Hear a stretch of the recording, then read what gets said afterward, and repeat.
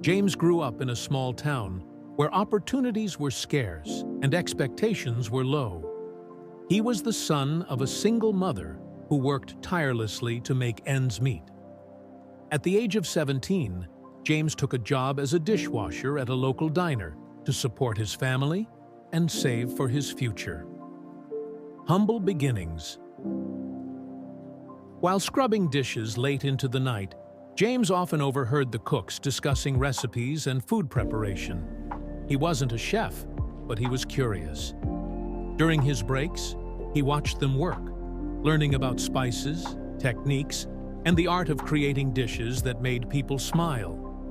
James started experimenting with recipes at home, using whatever ingredients he could afford.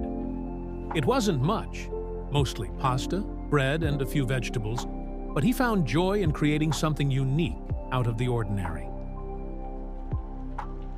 The first big idea. One day, James noticed something peculiar. Customers often complained about the lack of variety in the diner's menu. That sparked an idea. What if I could create something different? Something that people in my town would love.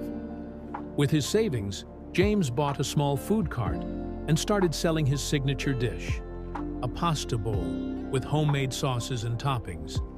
The recipes were simple, but they were made with love and a touch of creativity. The breakthrough. At first, business was slow. James faced rejections, harsh winters, and the constant fear of failure. But he didn't give up. He used social media to share his journey, posting photos of his dishes and sharing stories about his humble beginnings. Slowly, people started to notice. One day, a local food blogger stumbled upon James's cart. She was impressed by his food and decided to write a glowing review. Overnight, James's cart became the talk of the town. Lines began to form, and people from neighboring towns came to try his creations, turning passion into a business.